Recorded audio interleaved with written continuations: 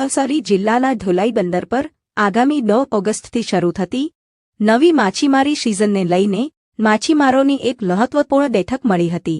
આ બેઠકમાં આગામી સિઝનના આયોજન, સુરક્ષા માર્ગદર્શિકાઓ અને હવામાન અંગે સતત જાગૃત રહીને પરસ્પર સંકલનથી કામ કરવા પર વિશેષ ભાર મૂકવામાં આવ્યો હતો, જેથી માછીમારો માટે આ સિઝન સુરક્ષિત અને ફળદાયી નીવડે। નમસ્કાર, મારું નામ સંદીપભાઈ એલ ટંડેલ।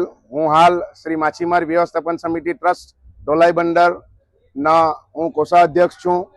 આજે જે ધોલાઈ બંદર ઉપર અમે તમામ માછીમારો, અમારા એસોસિએશનના આગેવાનો અને લીડરો સહિત બધા ભેગા થયા હતા।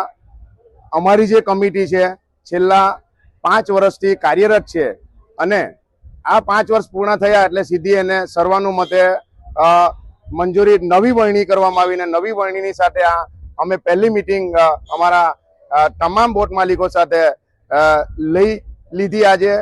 એનું કારણ કે હવે જે નવી સિઝનો આવવાની છે, નવી સિઝન માટે બોટ માલિકે શું કરવું, શેનું ધ્યાન રાખવું, એ તમામ આયોજન, એની વ્યવસ્થા જળવાઈ રહે સુવ્યવસ્થિત, એના માટે આજે તમામ બોટ માલિકો સાથે અમે એકત્રિત થયા હતા।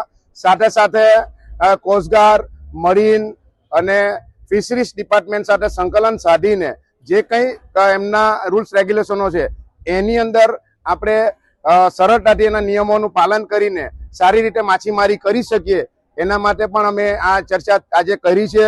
અને બીજું કે આજે ધોલાઈ બંદર ઉપર જે આપણી વધતી બોટો છે, એટલે વારંવાર દર વર્ષે બોટો અમારી વધતી જાય છે અને વધતી જાય છે તેની સાથે સાથે અમને આઈસ, ડીઝલ, પાણી કે બીજું અન્ય વસ્તુની પણ જરૂરિયાતો વધતી જતી હોય છે, એની પણ આજે અમે વ્યવસ્થા કરી છે।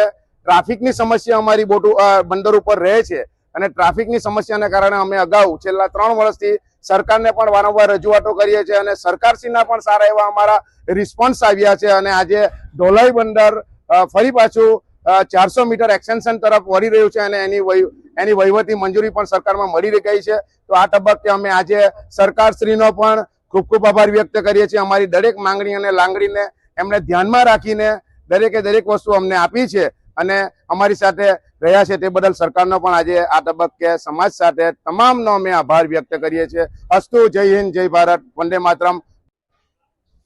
મારું નામ જયેશભાઈ રમેશભાઈ ટંડેલ, હું જાટે બોટના માલિક છું અને આજે અમારી આ મીટિંગ હતી, એમાં એસોસિએશનની અને બોટ માલિકો બધા ભેગા મળીને નવી સિઝન કઈ રીતે ચાલુ કરવી એના વિશે વિસ્તૃત ચર્ચા કરવામાં આવી અને કઈ રીતે ડીઝલ તમારે મેળવવું, કઈ રીતે તમારે આઈસ લેવી અને કેટલા દિવસ અગાઉ બધું કરવું એના માટે વિસ્તૃત ચર્ચા કરવામાં આવી।